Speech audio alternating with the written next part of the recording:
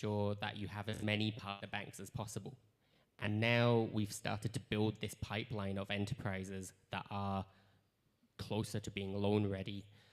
We've had more partner banks coming on board, and this has also been, I could answer that to an extent, which is we have rolled this out across the country over those 3 years. We've had training sessions in Gulu, we've had them in Mbale, we've had them in Fort Porto. I would say, as you might probably expect, there was more reception in central and western regions. I think one of the learnings from my side is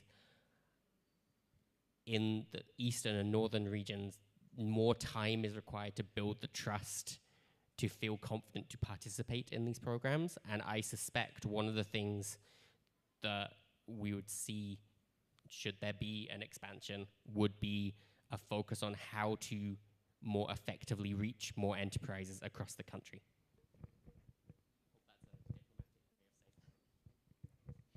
Thank you so much. I don't see any more hands, so thank you, George, for presenting UJFA to us. I will now ask Deus, and again I will skip the surname,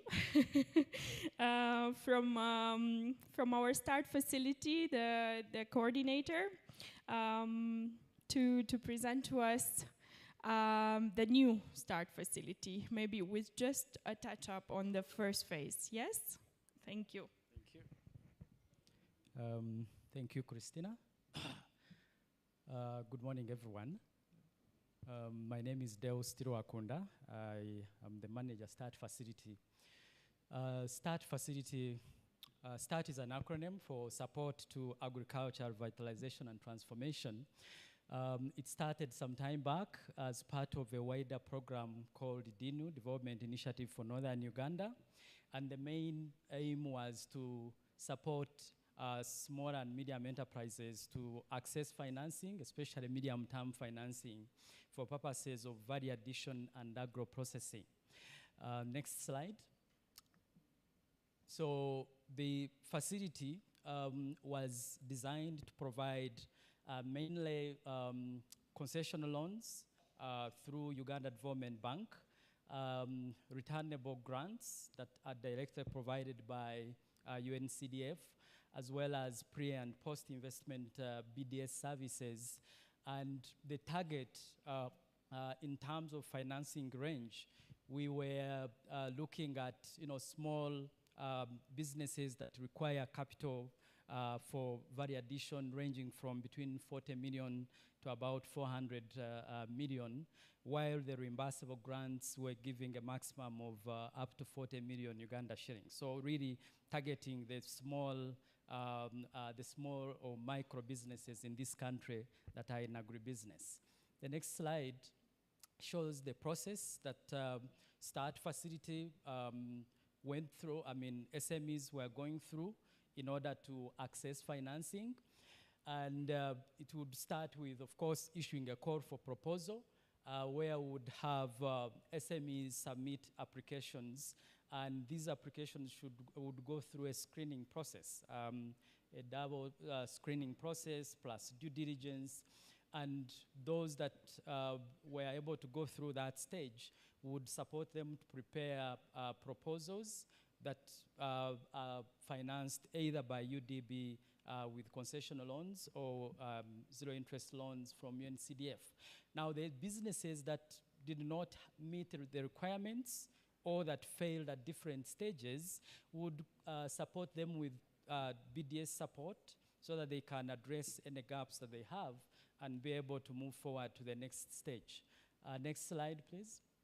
So as we come to the end of that START facility phase 1, we've been able to support 30 agribusiness SMEs in northern Uganda to access financing to a tune of about 11 billion shillings, 8 billion coming directly from START facility, and 4 billion coming from Uganda Development Bank as co-financing or additional financing to those businesses. And then, of course, also we provided up to 880 million Uganda shillings in reimbursable grants to businesses that were affected by especially COVID between 2020 and 2022, so that they can, sort out their working capital challenges and cash flow issues and become bankable and access more financing. The next slide shows the location of these businesses. This is a familiar map of northern Uganda showing where the businesses were located that we supported to access financing, whether concessional loans with Uganda Development Bank or reimbursable grants. And these businesses, of course, from different value chains, whether it's dairy, rice, talk of all the cereals, we're able to link up to over 120,000 farmers, and at least 41% of those female and 25% were youth. The next slide. I talked about the fact that we provided business development services to applicants that would not go through the normal stages. And indeed, we provided general BDS, to over 300 SMEs to help those businesses know our application requirements, support them in submitting applications and the like.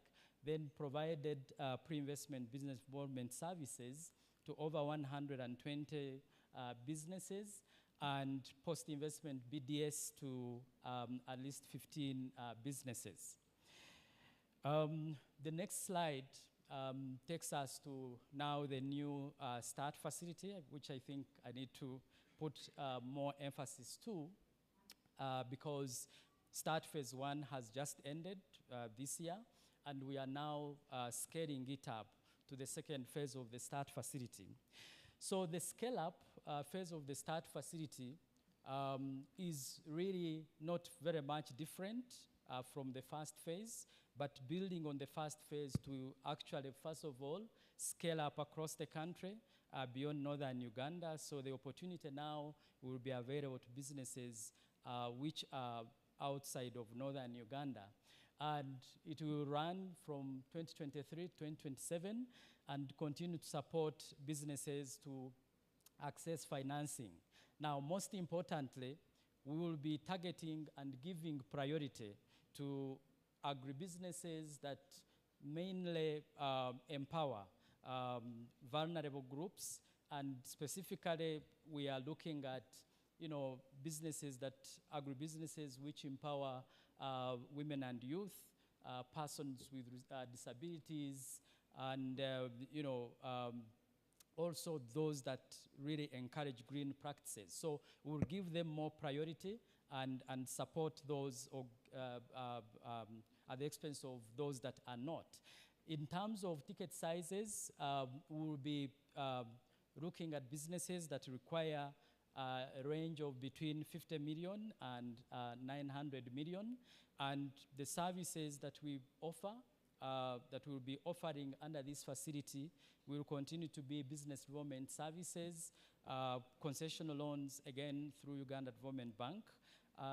And we'll couple that with reimbursable grants and technical assistance grants from UNCDF, especially targeting those high-impact businesses that support vulnerable communities. And we will also make sure that we link SMEs to other financial institutions beyond Uganda Development Bank. So we have other financial institutions that we are talking to bring them on board so that they can provide commercial financing. I'll not go through the details in terms of theory of change. I mean, it's the same providing technical assistance to these businesses and of course, financing. But in terms of the services and products that we will provide under this second phase, just to give some more detail, the technical assistance and business development services will remain a very critical part of this START facility, providing both pre and post-investment business development services. We'll also couple that with digital solutions to help and support these SMEs to adopt some of the necessary digital tools to help them in the operations, improving their records and the like.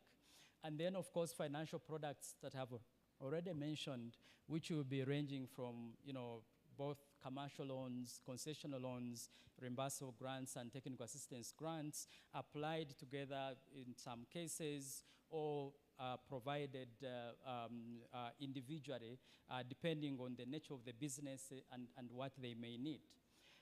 The next slide shows our planned implementation partnerships. So we are looking at a two-pronged approach where we'll continue to issue calls for proposals and receive applications that will process and go through our partner private sector, Apex institutions, PSFU and the Federation of Small and Medium Enterprises. And these businesses will support them to prepare proposals that go to Uganda Development Bank for concessional loan financing. But also some will go to commercial banks where necessary. But we are also deliberately partnering with Seri Africa to actually link us to their network of banking institutions. They have over 12 financial institutions, which will also be accessing and sourcing deals directly, and for purposes of accessing commercial financing. Now, we'll continue, like I've said, along those different paths, whether SMEs that go direct to commercial banks under SERI partnership, or those that come through the START facility. BDS is available and it is free. We'll support businesses to have capacity building at no cost because we'll see most of those small businesses, they may not afford actually to contribute towards technical assistance. The next slide basically shows what we've agreed so far with the Uganda Development Bank in terms of what they will be offering to the SMEs. Not quite different from what they offered under START Facility Phase 1, but maybe to mention that the financing range now increases from previously 40 million minimum to 50 million to 900 million. They will be reducing their appraisal fees under the second phase to 0.5% of the loan amount that SME is applying for. And then the interest rate will be at 12%. Previously it was 10% because we're providing seed capital to the bank for onward lending. But this time they will be lending their own funds at 12%. And they have increased the loan tenure, the grace periods, and many other aspects. And this time with concessional loans and Uganda Development Bank, we are targeting at least 100 SMEs up from the 30 that we targeted initially under Phase 1. And all businesses, SMEs that are legally registered, either as cooperatives, companies, associations, sole traders, or partnerships, as long as they are registered, should be able to benefit, which is much more than what we used to do under the second phase. The next slide looks at the commercial financing that will be facilitating or linking these SMEs to under a SERI program. The financing range remains the same, but here the commercial funding from financial institutions won't necessarily be long-term, won't be up to 8 years like UDB, but rather ranging from between 3 months to 60 months. We will be targeting 150 agribusiness SMEs, and we work through a SERI by providing incentives, one in form of first loss portfolio guarantees to financial institutions, as well as providing other incentives, origination and impact incentives. And a number of financial institutions are expected to participate, I think up to 12 of them, and the target is to unlock at least $20 million through the commercial banks or commercial financial institutions, while under Uganda Development Bank will be unlocking 10 million, so a total of 30 million to the SMEs. In terms of where we are finalizing the implementation arrangements for the second phase, working out agreements with partners, and putting together the mechanisms, including upgrading our portal where SMEs will be applying. And we hope to launch this second phase by January 2024. And we hope that SMEs that are here will take advantage and submit their applications so that we can support them to access financing. I think I'll stop here and hand over back to Christina for questions. Thank you.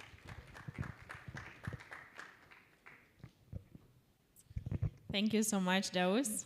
I know it's a lot of information, but I would like to point out that this facility will actually have an open call for proposals as of next year that you can actually take advantage of.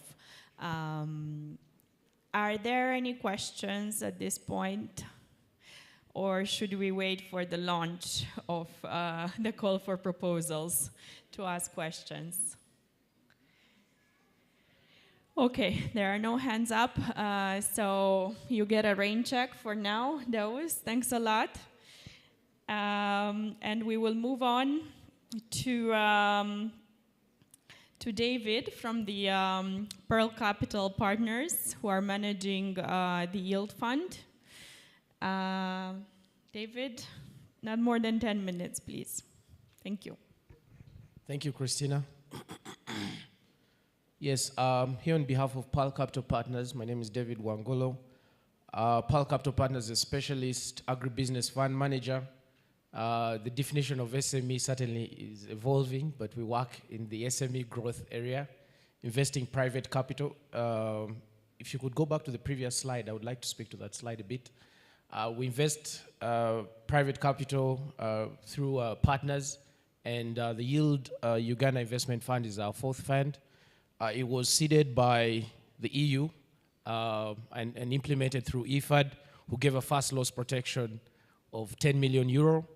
NSSF, through a policy intervention, gave 2 million euro to the fund. And Open Society Foundation, FCI, each contributed 4. So a 20 million euro fund that has been completed in investment and implemented by PCP. So thanks to the EU for catalyzing that and seeding a local fund, domiciled in Uganda. It was the first initiative for that. So that's an important point from a policy point of view and also from a financing point of view. We can move to the next slide. So the SMEs, without talking too much about SMEs represent the biggest area for impacting investment outcomes or influencing investment outcomes. The statistics don't differ from region to region, so Uganda is not unique.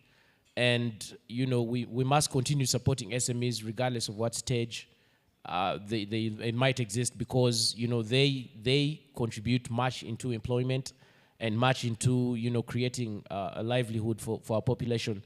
Now, the Yield Uganda Investment Fund invests primarily in agriculture, and Pearl Capital Partners in agribusiness management fund. So we support SMEs in the growth cycle to provide them capital.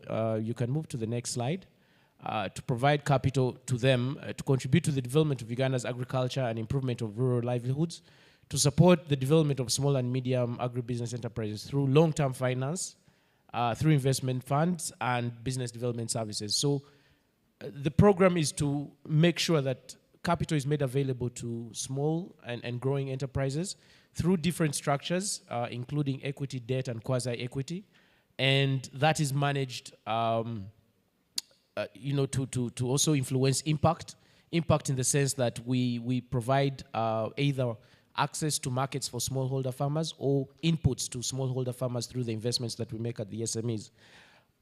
We've made 15 investments through the Yield Uganda Investment Fund, including companies like Sesako, Sekofa, Pristine Foods, Chemifar, Raintree Farms, Clark Farm, Naseko, which is a seed company, SAF, Pura Organic, QMDL, and Nimiro, to mention. And there are 15 assets that we're managing out since the fund started. The fund was launched in January 2017, and it's a 10-year life fund. We are now going through the harvest period, or what we call the manage out period, which is 3 years, left on the life of the fund. So it's fully invested. We don't have any more capital at the minute, but we just want to provide an example to the fact that this works and can continue to work because we, as Pearl Capital Partners, are out in the market looking for more capital to implement around the similar program such as this. Next slide, please.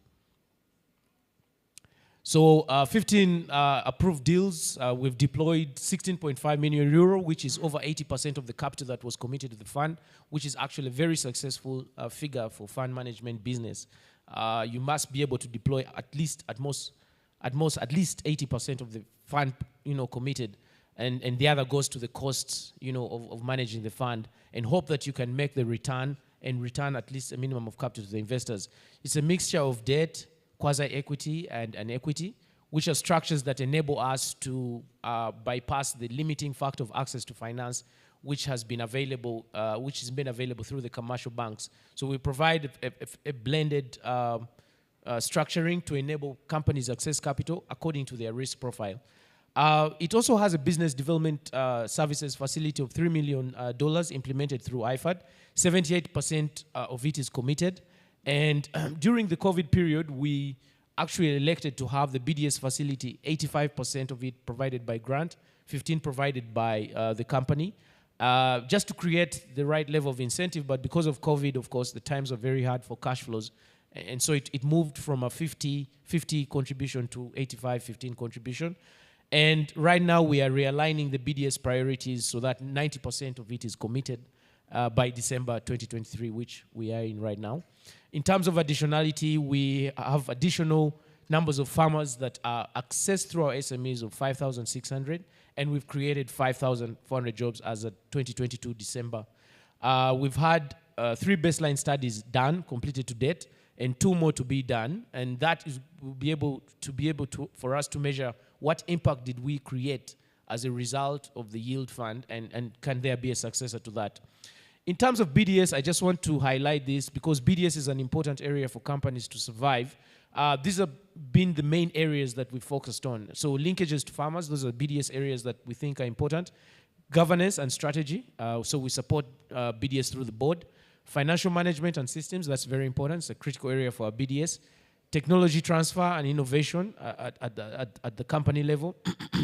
Product and service level quality and adoption of international standards is a critical BDS area that we've found out through this process. Growth and sustainability and pricing, marketing and promotion and commercial strategy are BDS themes that have come out in general. So as we move to, successor funds, of course, we would like these to be the themes that we promote initially because these tend to be the critical pain points for SMEs. So what is the lessons we've learned? At fund level, returns on agriculture are very low, so single-digit returns should be something that we are willing to accept, and I mean about 3 to 5% in terms of IRR. So because this is an area that has a very long-term view. We also insist that funds should have a small geographical scope with boots on the ground.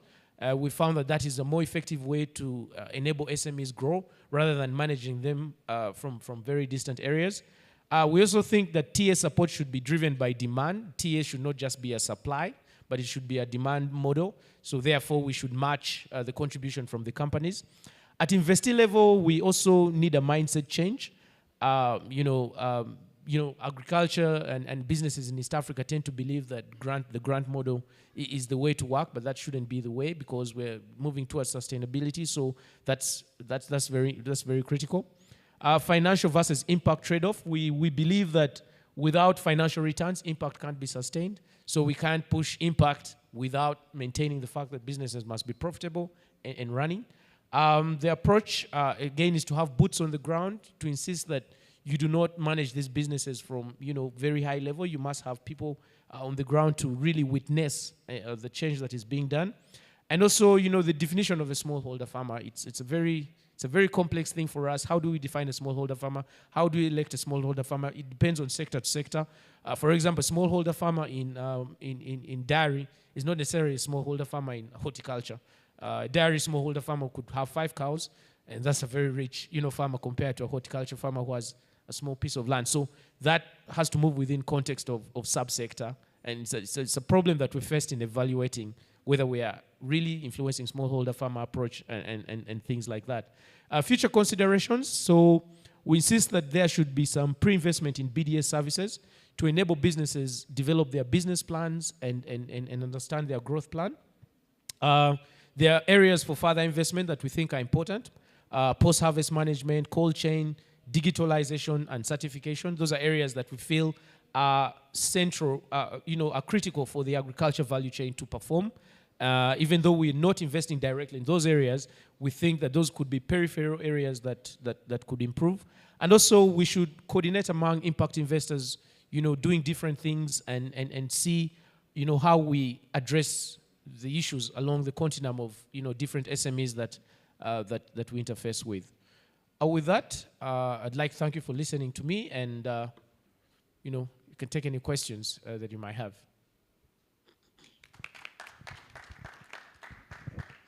Thank you so much, David. Are there any questions for David? Yes. I think I have some help. Yeah, okay. Thank you so much, David. That was a very fascinating presentation. My question is from an observation from what you've done. As the MSME Garage, really one of the reasons why we were established is we realized a very worrying trend that in Uganda, 70% of businesses do not make it to their 5th birthday. Now, looking at the investment fund that you're running here, you've well succeeded beyond that time period of 5 years, which means you're in the slim 30% who have been able to make it past that side there. What I realize is that Yield Uganda Investment Fund focuses a lot on BDS interventions. And it is my suspicion, and perhaps this is where my question is coming from, is that because of the fact that you're running sort of like in a hedge fund model, where you are monitoring the equity and the debt and all the things that you're giving out, that perhaps that might be also another way for us as stakeholders within this sector here to find a way in order to hold the hands of the businesses that are given grants. Because I know most people usually give grants.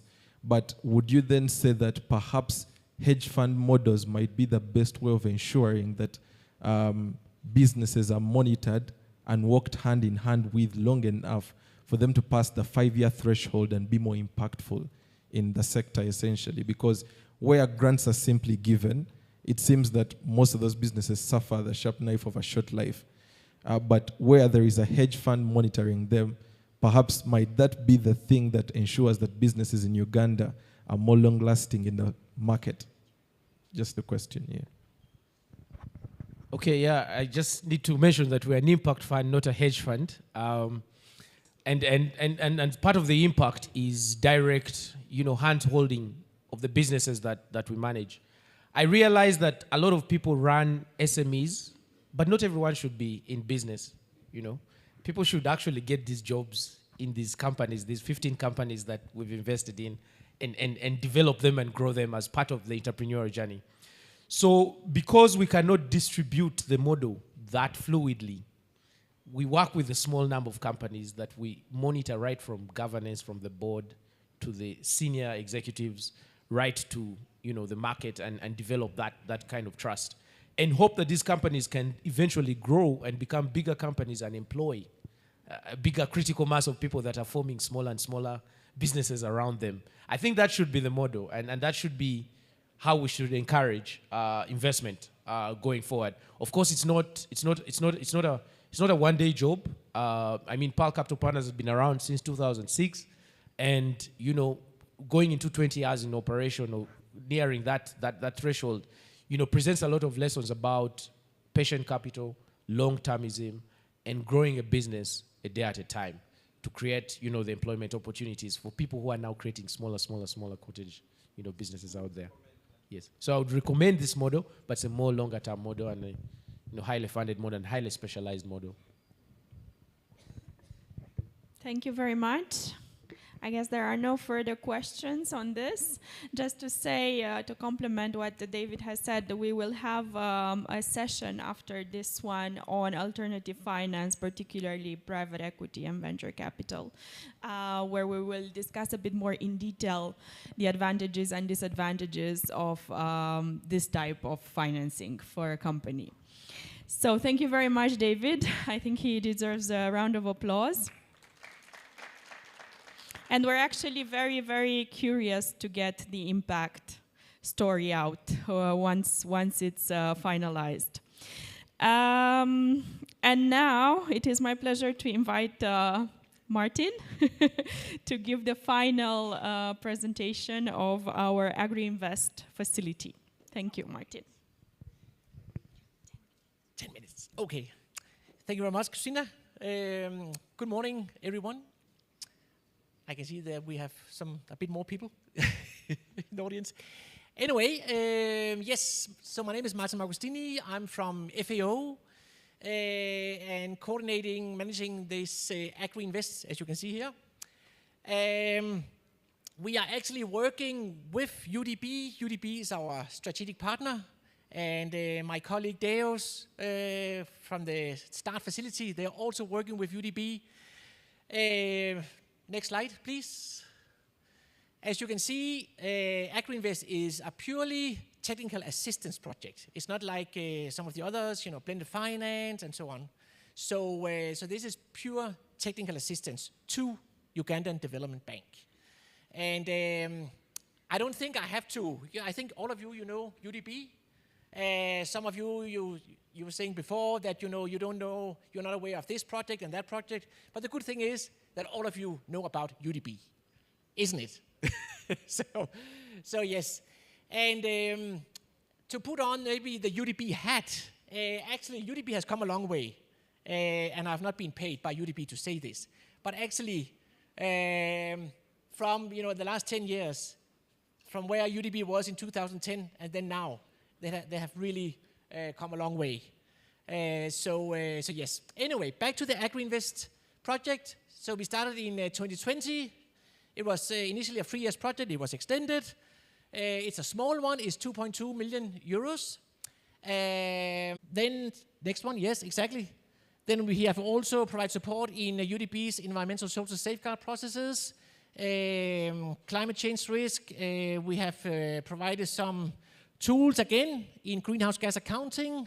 It's FAO tools. It's called Exact and Glimai on livestock and on crops, land use. So we have done that, of course, during the lockdown when there was COVID. It was not easy. We did online training. Luckily, of course, it was lifted. And then, of course, our consultants came to continue to provide training in those tools. Right, next slide. Yes, again, climate risk assessment, tools, Earth map, and so on. I don't want to bother you with that, but it was very interesting. And the good thing is that UDB has actually been equipped now, adopted those tools, and they're actually using it. So in terms of from a climate change perspective, they can actually do this climate risk assessment of loans. Right, then we are also into those kind of pilot projects we're doing. That's in digital finance. Those who are familiar with fintech, we are working with Ncibuku and Emata. Ncibuku, they're providing digital loans to VSLA, Village Saving Loan Associations, and then Emata, who is not far from here actually, here in Bukolobi, they are providing loans to cooperatives, especially in the dairy sector, but now they're also expanding to other value chains. And they are also providing loans to individuals. Of course, again, with a loan from UDB. And they can't go beyond 15% annually. It's not 2-3% monthly. So, the president has said, there are some of those loan sharks out there. They are, charging very, very high interest rates. So 15%, that's it. So it's interesting, and it's still sustainable for the fintech. Because it's digital, the transactions are much lower. Oh. Right. Okay, yes. So I think we'll go to the next slide. I've already covered that. Next slide, please. Then we also took a small pilot on big data. I think that's the direction everybody's going nowadays, you know, big data. So we have been working with a company called Dalberg Data Insight, who has provided technical assistance to UDB. And so they have tried to use the traditional data of UDB together with non-traditional data, like from mobile phones, get the data from mobile phones, having an agreement with MTN, and they try to monitor the poverty with their beneficiaries out there, or their clients. And it's been quite interesting, actually. Let's go to the next slide.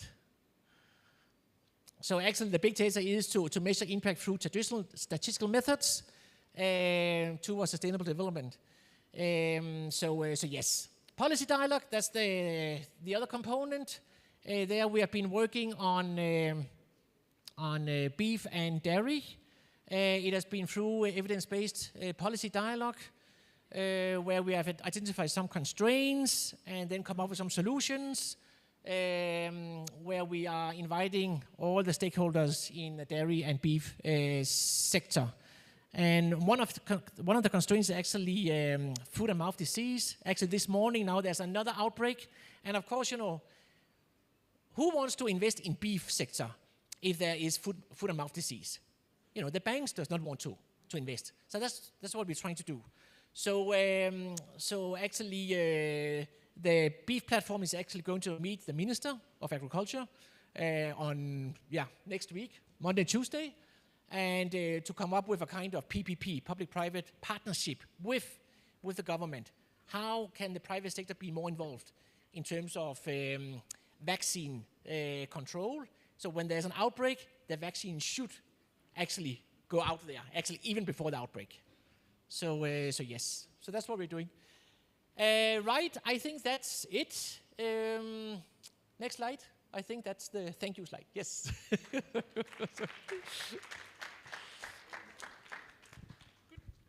Thank you so much, Martin. Are there any questions for Martin? We have one question here. Yes. Thank you very much. My name is Eunice. I've loved the presentation, and the core thing you do is providing technical assistance. Do we have any success stories of people that have benefited from this technical assistance? And do you do some kind of monitoring and evaluation to really see that the policies we're putting forward are really working? Thank you. Right. Thank you very much, Eunice. Yes, we are, of course, monitoring the progress and trying to see if there is any impact. And with the TA, with the tools, the instruments we have provided to UDB, again, it's only UDB. Yes, you know, my UDB colleagues, again, they have adopted the tools, they're using it, so when they are, if you are a client, they actually go out to your farm or whatever it is, and asking for data. So, you know, they need to use that data information from you as a client so they can do the climate risk assessment. And in that way, you will actually get a cheaper loan, concessional loan. So, so they are definitely using it. Yeah. Thank you so much. In the interest of time, I think we will stop here. I just wanted to point out again that all the facilities have booths on this side of the room, so you're welcome to go and continue the conversations with them directly. Secondly, I just wanted to emphasize that the EU support to SMEs in general, as you could see, is quite comprehensive. It tries to cover all stages of growth and all capital needs of the SMEs, as well as their needs in terms of technical assistance and capacity building. some of you have mentioned that there's no support to startups, and I would just like to emphasize that there is. It's not been presented here in this room. Maybe we need to work on that in the future for better coordination, but I think you can get a glimpse of that at 3:45 in the main room, where we will be presenting our We Work program that we have developed together with our Belgian colleagues and is implemented through Enabel. So in case you want to hear more about what is included in that program specifically for startups, you should visit the Enabel booth and ask them this question. In the future, we'll try to coordinate better so that everything is in one place. Also to mention that another facility that hasn't been presented here today, that the EU is supporting together with UDB actually, again, is in the tourism sector. This facility has had a big event yesterday focusing on tourism. And we will continue supporting the sustainable tourism sector as the EU in the future. So without prolonging this for too long, I would like to thank you very much for your attention, to thank the facilities and the programs that we are supporting for their very concise and insightful presentations. And hope that this has been useful to you, that you're going home with some information, and maybe some of you can actually access some of these facilities in the near future. We're going to break for 10 minutes. Unfortunately, not half an hour as it was in the program, since we're very late. And then we will continue with a session on alternative financing for Ugandan SMEs with a specific lens on private equity and venture capital. Thank you very much.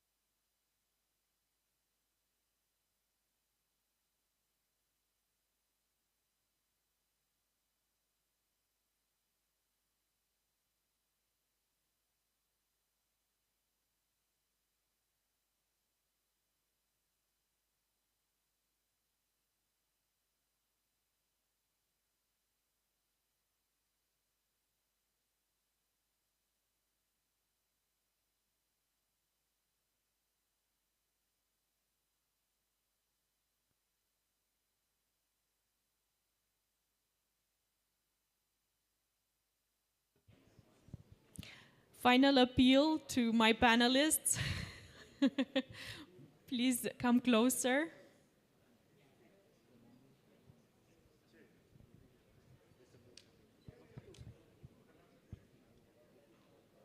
Mr. Edward Isingoma is in the house, yes? Okay.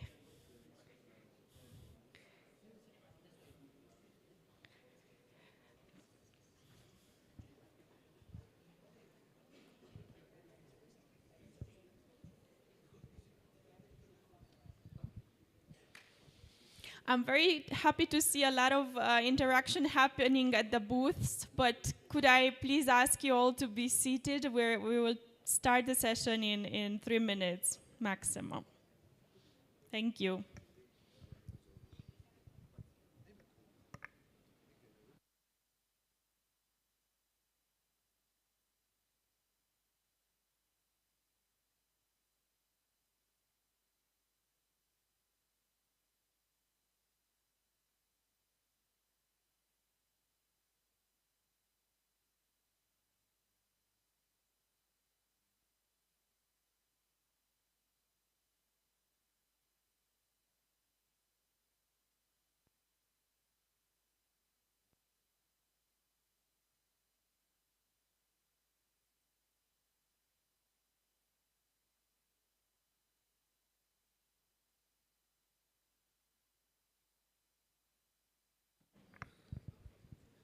Okay, I think we need to start even with parallel discussions happening at the booth, for which I'm very happy, actually. I hope it will not interfere too much with our session. So again, my name is Cristina Banuta. I'm the Program Manager for Access to Finance for SMEs, Agribusiness and Land at the European Union Delegation here in Kampala. The EU is very happy to host this side event focusing on alternative financing, a financing solution for SMEs, focusing particularly on private equity. I would like to call upon the panelists to come and join the main stage in the order that I will call them in. So Mrs. Nora Koigi, the director of the Deal Flow Facility, hosted by Financial Sector Deepening Uganda. Applause is welcome. Mr. Edward Isingoma, the fund manager of the Yield Fund, and main partner of Pearl Capital Partners. Mrs. Dorit Odit Acheng, I hope I got that right, country coordinator for Uganda, for the Uganda chapter of the East Africa Private Equity and Venture Capital Association, and Mr. Terence Tumwine, Senior Research and Market Development Officer at the Capital Markets Authority. Thank you all very much for joining me. And this will also go as introduction of the panel. So I'm delighted to welcome you all to this panel discussion on the topic of on a topic of great relevance to the economic landscape of Uganda: private equity and alternative financing solution for Ugandan SMEs. We all know that the SME sector, as it's been previously presented as well, is the backbone of Uganda's economy and of the African continent economy in general, contributing significantly to employment generation, innovation, and overall economic dynamism. However, as we've seen, accessing adequate and timely financing remains a persistent challenge for many SMEs. Particularly in recent years, the landscape of business financing has witnessed a notable evolution, and private equity has emerged as a dynamic force in supporting the growth and development of SMEs. The unprecedented challenges posed by the COVID-19 pandemic underscored the critical need for resilient and adaptive financing mechanisms. And as traditional funding sources face disruptions, PE emerged as an alternative to this. And this panel aims to delve into the role of private equity as a transformative financial tool, and also look at what is needed to improve the business climate in Uganda surrounding the PE space. And also entice more PE funds to actually establish and domicile in the country, bringing in more investment into the country. I am privileged to have this very distinguished panel here with me to debate all these issues. And I would encourage the panelists to express themselves very openly, as I'm sure they would. And for our guests this morning, the participants, to also ask whatever question comes to mind. I know it's a quite technical field, so please don't be afraid to ask questions. So, to kickstart, I would like to ask Nora, who is involved with the deal flow facility and is quite in touch with many actors in the private equity space. If you could tell us very briefly and concisely what private equity is and how does it compare with more traditional sources of financing? Thank you, Christina, and good afternoon, everyone.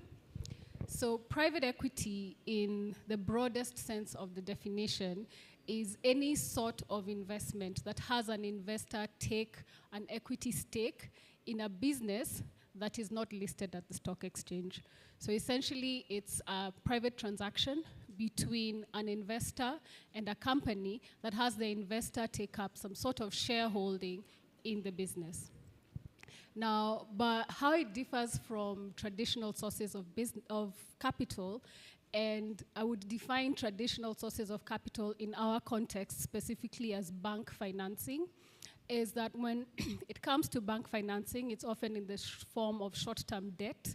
So the bank has no real involvement in your day-to-day operations as an entrepreneur, and they just lend you money, take collateral, and expect you to repay with interest within an agreed time frame.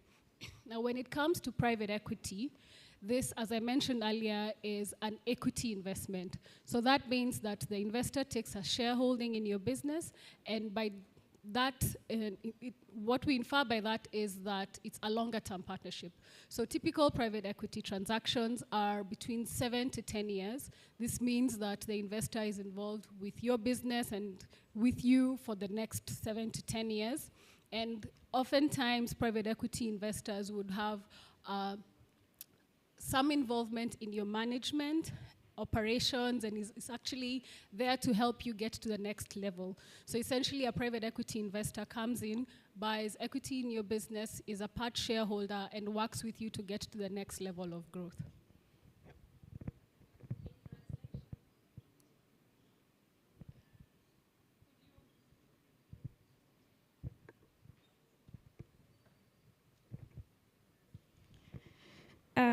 Yeah. Maybe just to simplify, you will stumble upon your investor and work together with him or her in your growth journey. Is that a good simplification of what you've just said? And could you also maybe delve a bit into how deals are actually made? Because for a bank loan, you go to the bank. And you may get it or not, but how do deals happen in this space? Okay. So, no,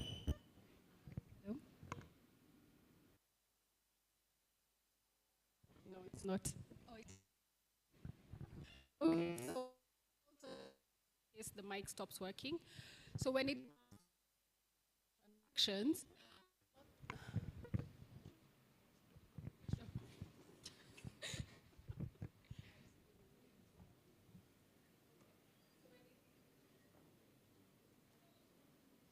Hello? Okay. So when it comes to private equity transactions, it's often a long process, and typically equity transactions take longer to close than debt transactions. That's the first thing that you need to be aware of. Oftentimes, a private equity investor would approach a business they think is attractive. Sometimes it happens the other way around, that businesses approach private equity investors. This is often quite rare. And other times it's often referrals, because when it comes to the investment industry, it's really a small community. So deals get passed around and people make introductions to each other and make referrals. When it comes to the deal process itself, there's several things that a company needs to do before they can actually even start the conversation with an investor. One, they need to prepare themselves internally, which means first understanding your business, but also preparing your documentation so that you're able to communicate your understanding of your business to the investor. Reason being is that the investor will come in, request this information, and conduct what they call due diligence. And the purpose of due diligence really is to gain a very good understanding of your business. Like I mentioned, it's a long-term relationship, so a private equity investor will do a lot more due diligence than a bank would for a short-term loan. So a private equity investor really wants to understand your business, really wants to know what you're about, and also know where your gap areas are so they know where to support you. So once the due diligence is conducted, then a private equity investor is able to make a decision on whether they want to invest in your business or not. Let's assume that they do. Then they would proceed now to the legal element, which is looking through the legal structure, coming up with an agreement, agreeing on the terms of this investment, and then you'd go to signing, and then they would disburse the money. So this is a very abridged process of what would happen. There's a lot of micro steps that happen within each of those stages. Thank you so much, Nora. I will now that we know what private equity is, in a nutshell, I would like to ask Doris if she could tell us a bit more about the private equity venture capital industry in the region and how it's organized. And also, if she could delve a bit into how Uganda is doing comparing to neighboring countries in terms of attracting these deals in the country. Okay, thank you, Christine. So as Christine said, my name is Doris. I'm from the East Africa Private Equity and Venture Capital Association. Those not familiar with IAVCA, we're an association for providers of private equity across East Africa, with our pillars being advocacy, intelligence, training, and events.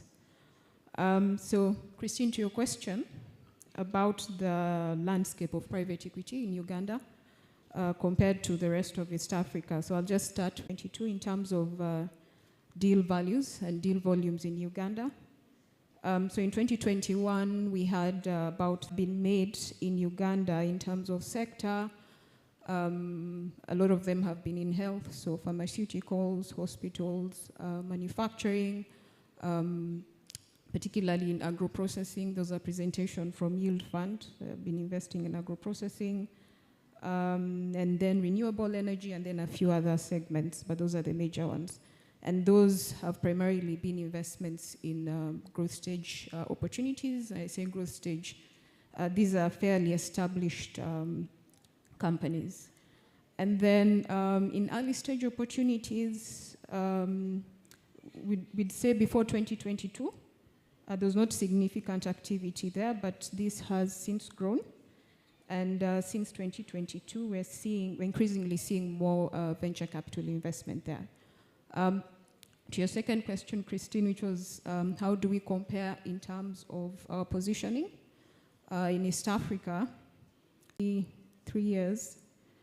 Of course, Kenya is the biggest market in terms of interest by private equity providers in East Africa. So much. So it's a bit of a mixed image. It's definitely growing in interest, but there are competitors in the region, and we have to keep up with them. here in Uganda. Now, if I may turn to a private equity investor himself, I would like to ask Edward, who has been in this business for many, many years now, and has been managing for the past years the Yield Fund. Edward, why was it decided that the fund should be domiciled in Uganda at the time?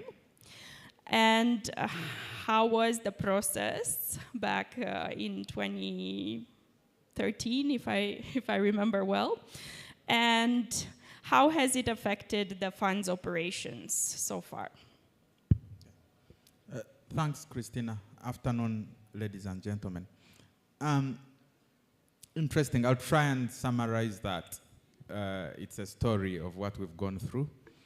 Briefly. As a real case study, but I'll try and summarize it because I could speak the whole day. Yeah. As PCP, previously we had our first fund domiciled in Uganda, which was called AAC, but it invested across the region. So in the end, we did more deals in Kenya while we were in Kampala than we did in Uganda where we were. That became a concern. So come 2013, I like that point because 2013 is when the European Union did reach out and ask the real question of why have you guys set up an East African fund for agriculture in Uganda, hoping you do more deals in Uganda, but you've done more deals in Kenya. So is this something we could do something for Uganda alone? And that's when the idea came up.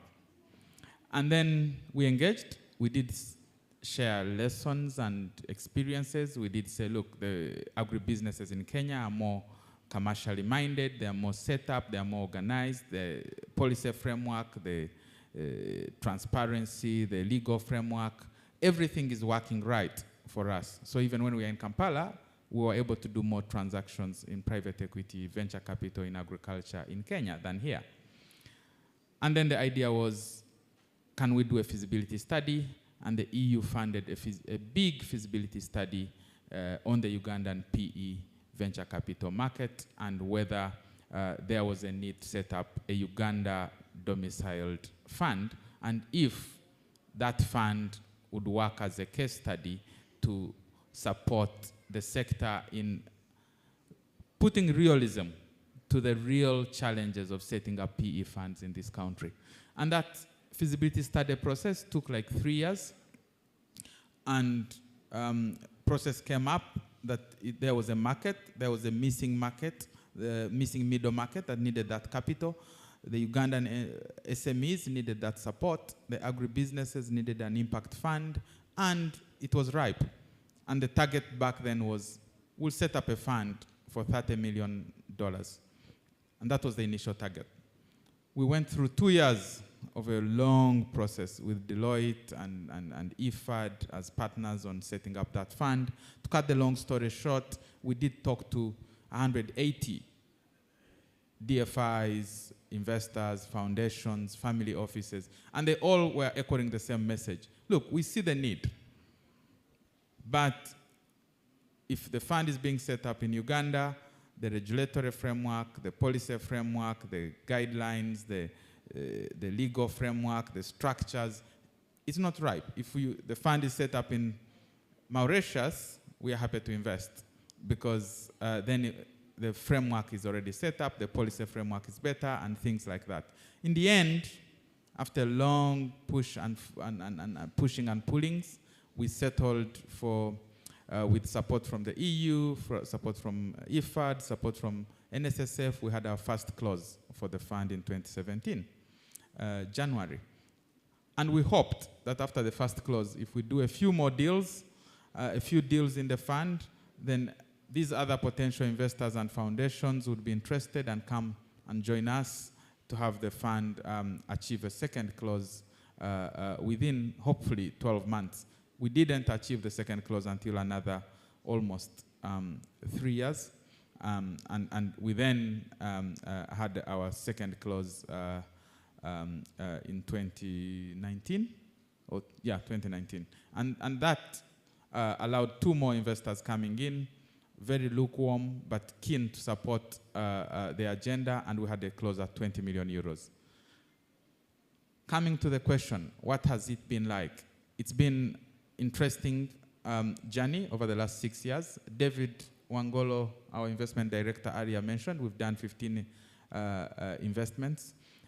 About 40% of those investments have involved equity or quasi-equity type of instruments. The market now does know that private equity as an alternative financing structure does work, especially thanks to COVID, because during COVID, it's when we had the most inquiries, because the private equity transactions, as Nora mentioned, does not accumulate with time as commercial debt. So you're struggling together, you are successful together. You are putting BDS to support the growth of the business because then you want to make sure you have alignment. So it's a long story. I think it is a mixed bag. Today, where do we stand? The market does appreciate it. Can we have more private equity transactions? 20 years ago, we struggled because we could not talk about case studies and examples. Ugandans learn by seeing what the neighbors have done, how the neighbors have been successful. Today, we are starting even to talk about exits.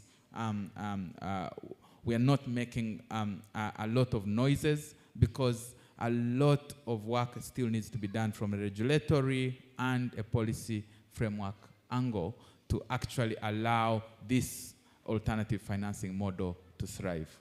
I hope I've summarized it. Wow, what a journey. I can, when you speak, I can almost feel the pain of the initial years of trying to put up this fund and making the first deals. Just for everybody's sake, could you briefly explain what an exit means? Yeah. An exit is when a private equity person comes in a business, invests, and after the time they've stipulated or agreed on, whether it's 6 years or 7 years, the business has grown from point A to point C. They then have got to exit, either sell back the equity shares to the family that owned the business before they came in. We do agriculture, so many agriculture businesses are family owned. Or you get the business to go to the stock market if the stock market is vibrant and sell and exit through the market.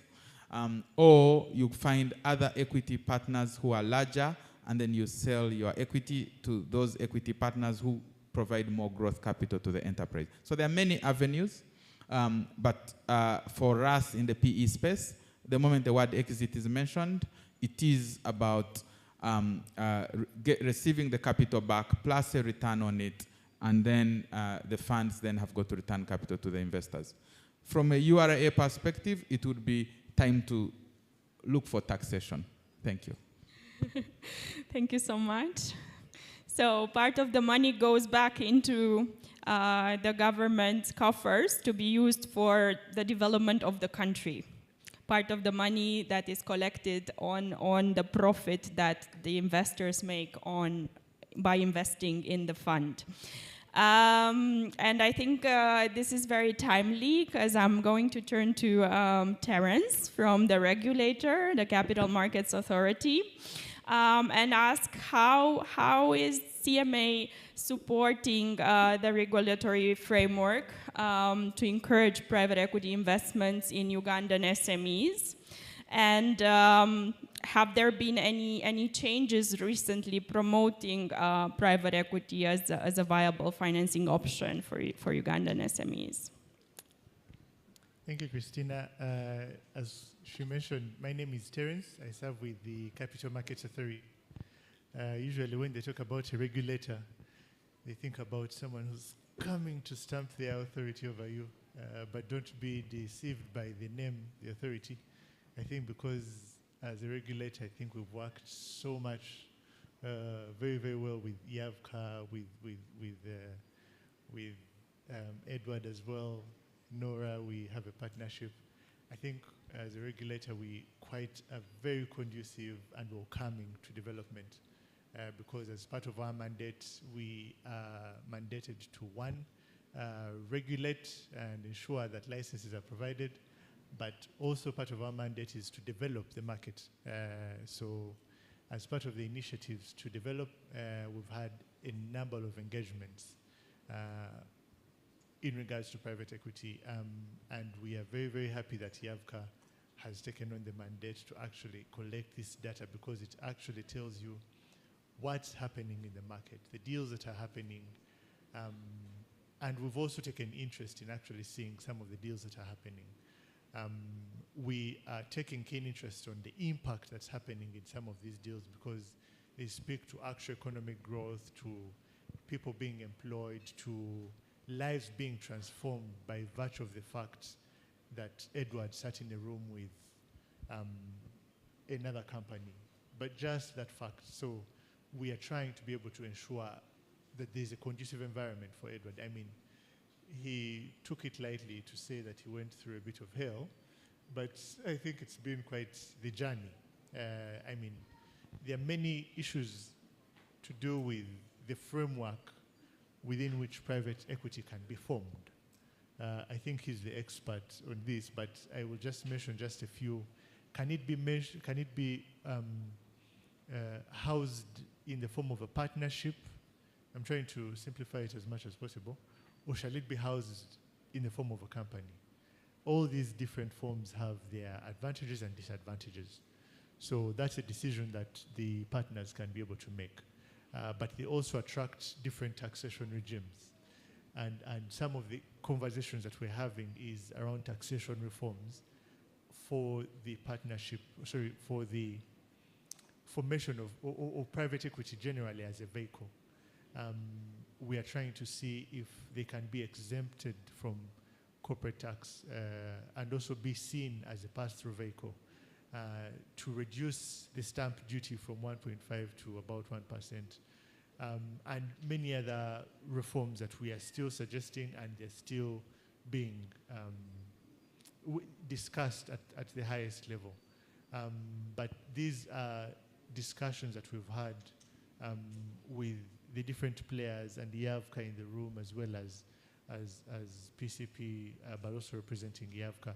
So these are, we appreciate the pain and we're willing to work with you on this to be able to develop the market. In terms of the formation, we are working on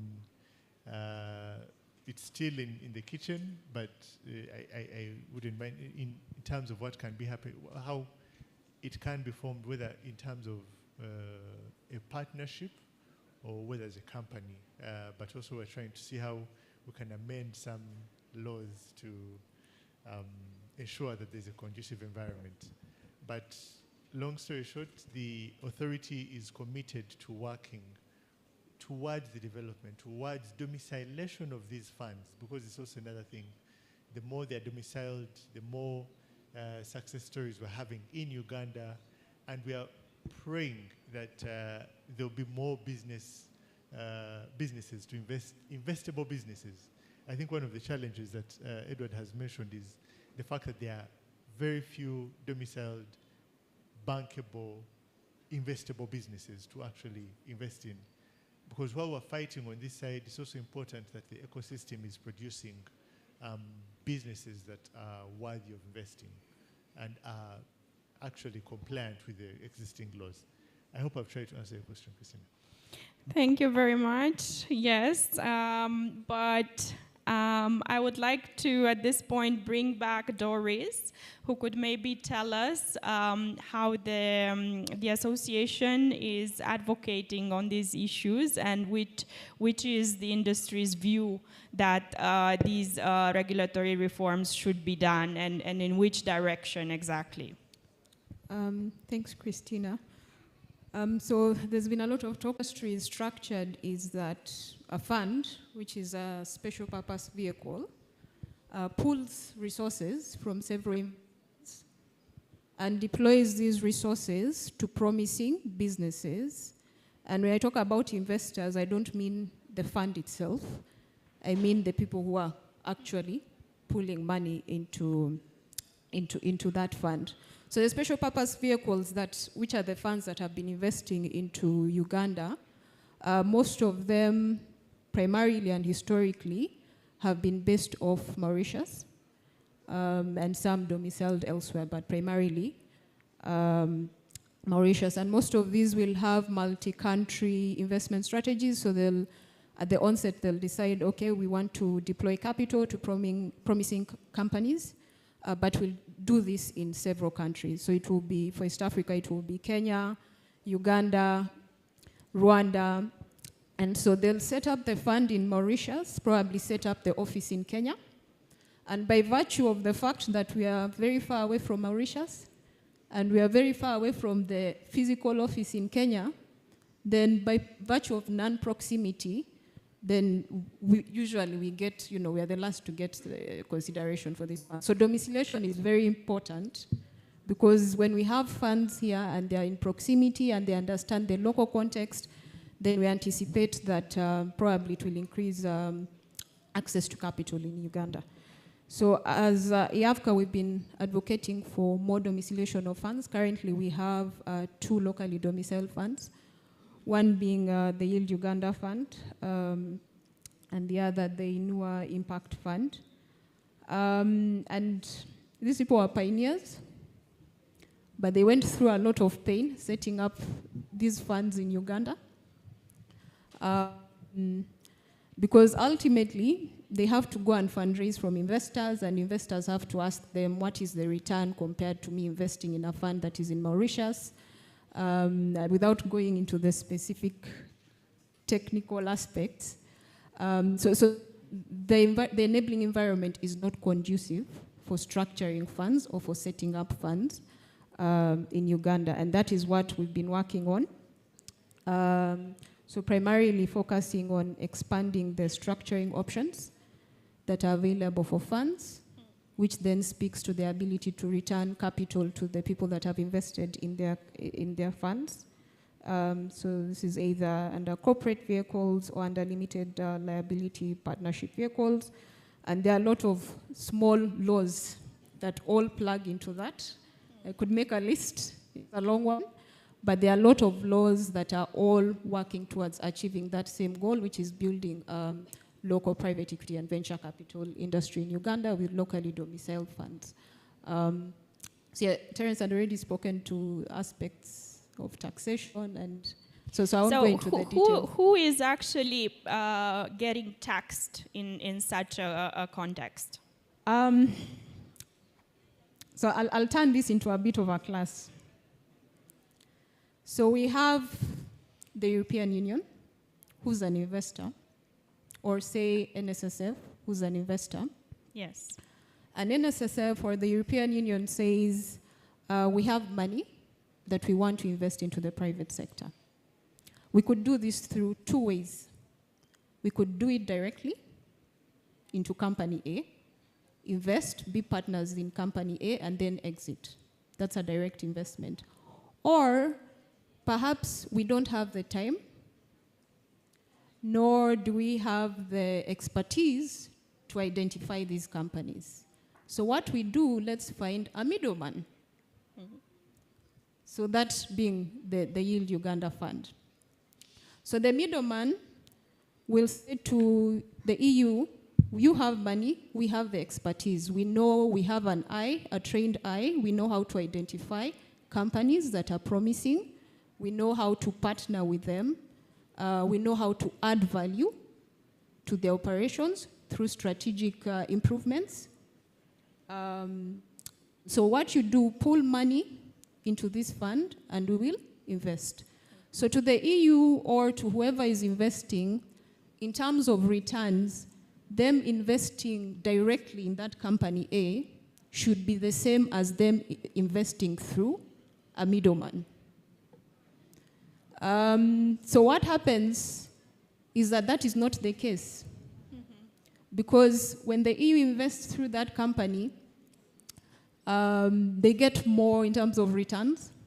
Maybe we should leave the EU aside because we are a special case, but maybe we should focus, for instance, on the NSSF or NSSF or FCAI, who are also yes. So when they invest directly in that company, under the current legal framework, because the middleman is taxed. It's supposed to be a pass-through vehicle.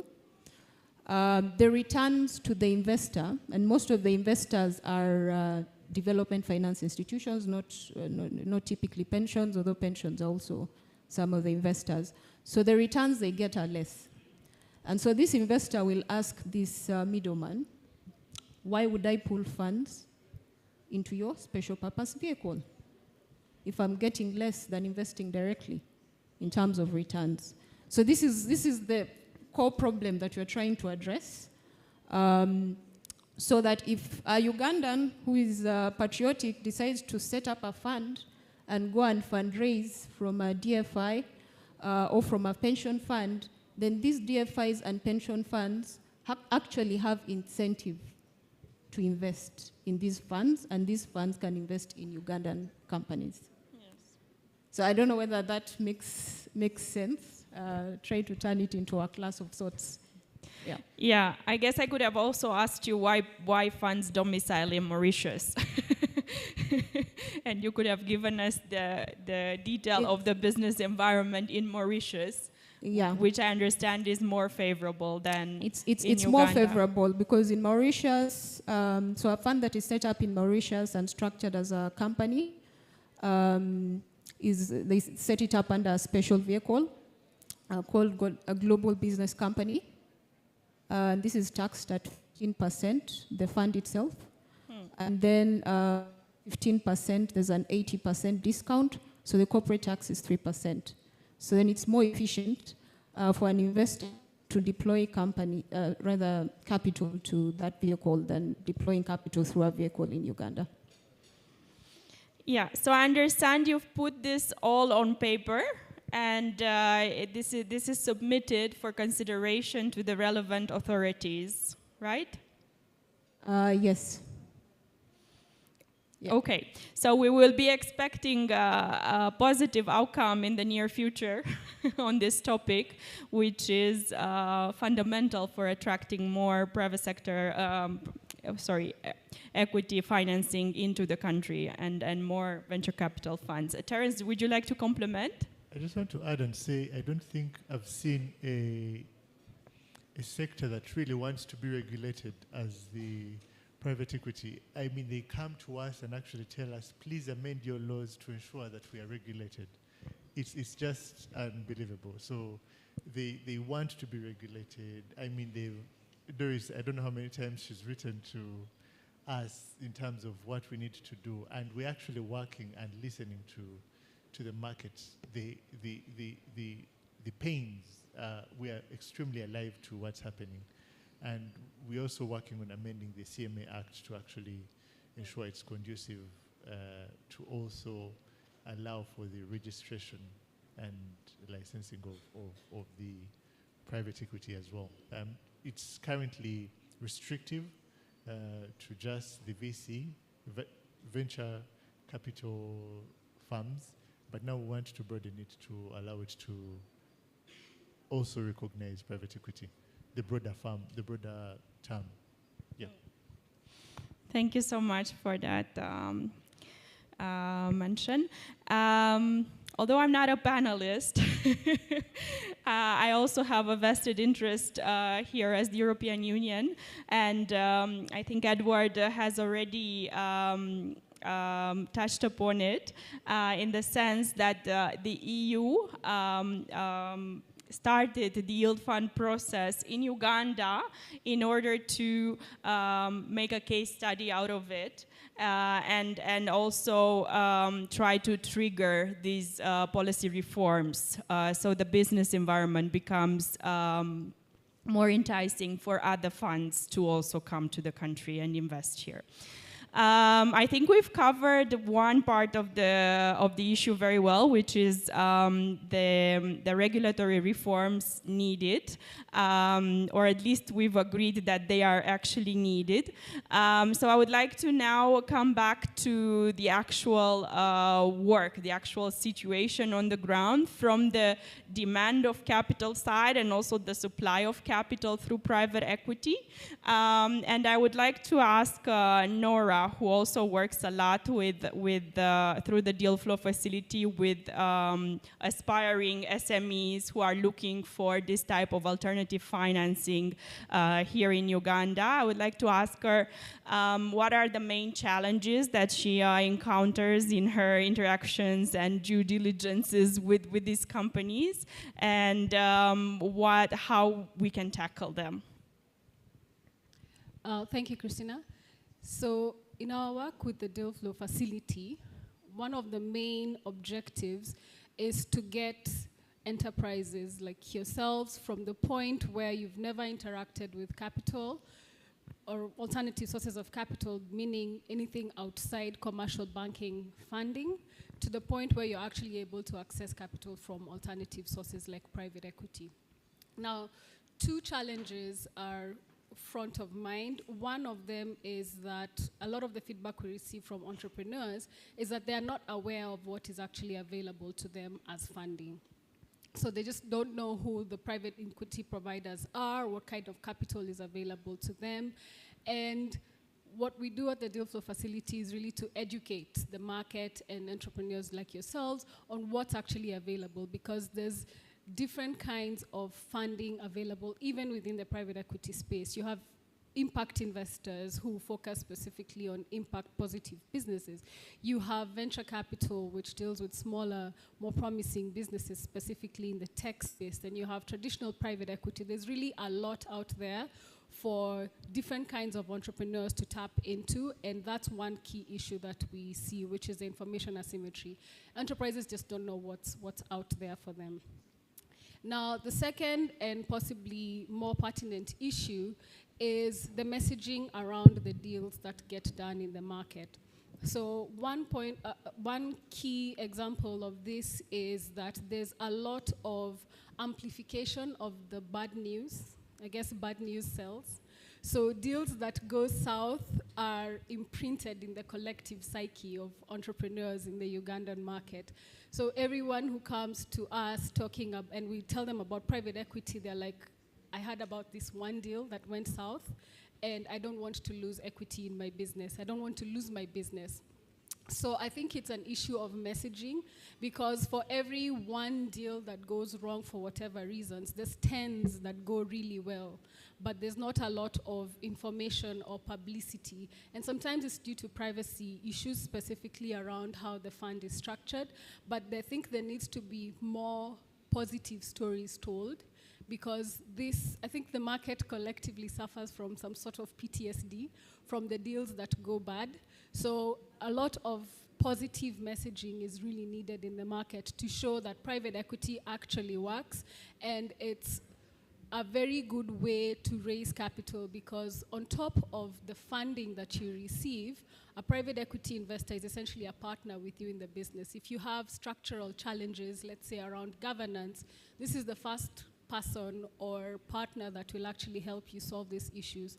If you have operational challenges, then your private equity partner is actually the one who will be able to guide you strategically and also provide hands-on support with solving the business challenges that you are. Because by the time a private equity investor comes into your business and actually invests, your interest, like Edward mentioned, if you do well together. If it goes south, you suffer together. So it's in the best interest of the PE, the private equity provider, to actually ensure that your business has a chance of success. So we need to change the messaging around private equity and highlight more positives in the industry and increase uptake of private equity.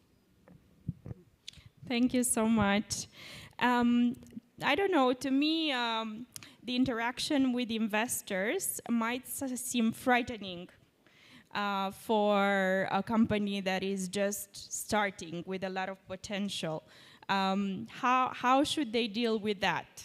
Because it's very technical. It gets very technical at some point. That's true. That's very true, Christina. And I think there needs to be some sort of soft landing for entrepreneurs, which is where facilities like the Deal Flow facility come in, because we guide you through the process, train you on how to interact with investors, because we're cognizant of the fact that for a lot of entrepreneurs in this market, it's the first time they're interacting with investors who are, outside of their bank usually they have a good relationship with their bank, sometimes have accessed funding, but it's the first time that they are interacting with this caliber of investors who often come with a lot of big words. So at the DFF, we help break down that big English and just explain